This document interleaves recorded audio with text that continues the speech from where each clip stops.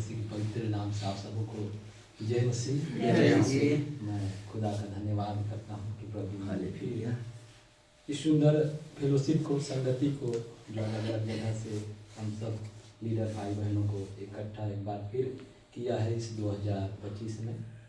और 2024 या 25 मैं मतलब कह करके और ज़्यादा नहीं बोलूँगा, क्योंकि प्रभु के लिए मतलब सब भी एक बराबर है। इसके लिए 3000 बराबर 1000 दिन एक बराबर के बराबर रहता है प्रभु का। तो प्रभु का मैं धन्यवाद करता हूँ, सचमुच में वो महान है। और मेरी गवाही जो है मेरे भाइयों कि परमेश्वर ने बीते दिनों से लेकर के अभी तक मुझे संभाला है और बचाया है, और हर एक बुराई से, पापों से और इस संसार के हर एक बुरे कार्यों से, पापों से परमेश्वर ने संभाला है। तो सचमुच में मेरे प्यारों, सबसे पहले तो हमें संभालना भी है और पापों से बचना भी है और दूसरों को बचाना भी है। सबसे पहले तो ये बात को हमें ध्यान रखना है कि हम खुद हमें बचना है और दूसरों को बचाना है। इस बात को हमेशा याद रखिएगा, क्योंकि हम कोई सिद्ध नहीं है, हम मनुष्य हैं, है कि नहीं है? हम मनुष्य हैं और मतलब कुछ ना कुछ छोटी मोटी गलतियां हमसे हो जाती हैं। तो हमें खुद को मतलब बचाना है और दूसरों खुद को मतलब हमें बचना है और दूसरों को बचाना भी है। तो मैं परमेश्वर का धन्यवाद करता हूँ कि परमेश्वर ने बीते दिनों में हमारे हम व्यक्तिगत जीवन में हम देखते हैं कि संसार में हमारे बीच में बहुत से ऐसे मनुष्य रहते हैं जो संसारिक रहते हैं।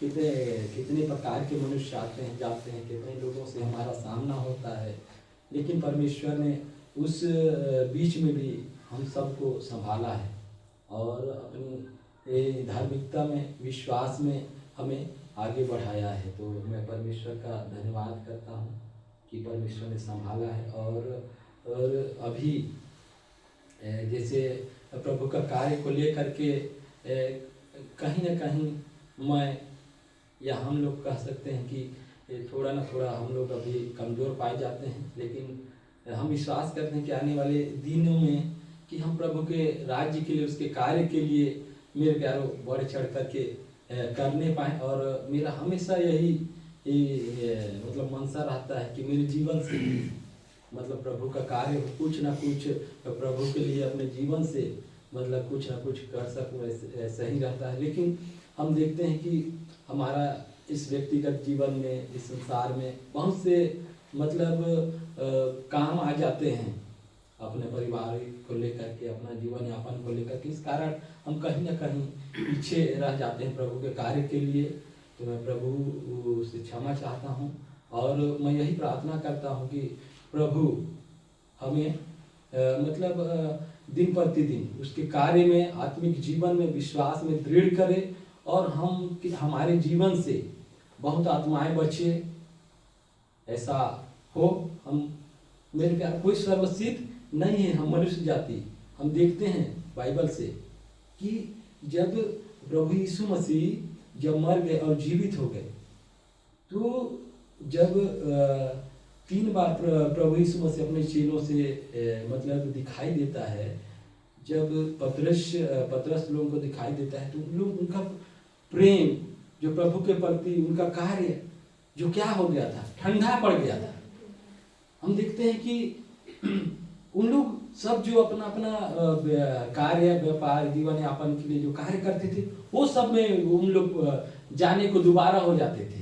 मैं बाइबल जहाँ तक पढ़ा मैं देखता हूँ मनुष्य जीवन भी ऐसा ही है। कभी कभी हम अपने परिवार को लेकर के, काम धंधा को लेकर के और भी कितने प्रकार का चिंता को लेकर के, पौलुस भी कहता है कि मुझे चिंता, संसार का चिंता बहुत दबाता है, मेरे चारों तरफ क्लेश लगा रहता है, दुख लगा रहता है। ऐसा हम सबके जीवन में होता है और मसीह में हम विश्वास में आने के बाद तो हमारे ऊपर और भी दबाव पड़ता है, चिंता रहता है और बहुत सारे परेशानियों का सामना करना पड़ता है। वैसे प्रकार से हम देखते हैं चेलों के जीवन में भी बहुत से ऐसे परेशानियां थी प्रभु के कार्य को लेकर के।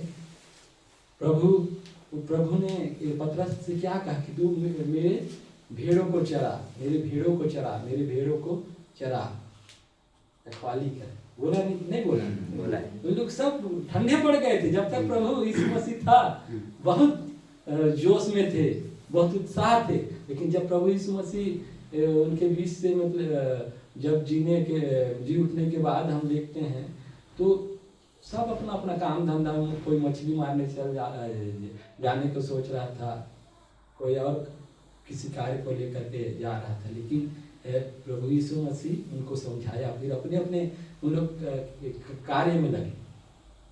उसी प्रकार से हमारा भी जीवन है मेरे प्यारों। हमें अपना काम धाम करते हुए, अपना परिवार का पालन पोषण करते हुए जितना हो सके हमें प्रभु के कार्य को करना है, उसके महान आज्ञा को पूरा करना है। हम दुनिया की छोर तक तो हम नहीं जा सकते, लेकिन जहाँ है वहीं से हमें प्रभु का कार्य को हमें करने की जरूरत है और करना है। और हम सबके जीवन से प्रभु को महिमा मिले दिन प्रतिदिन।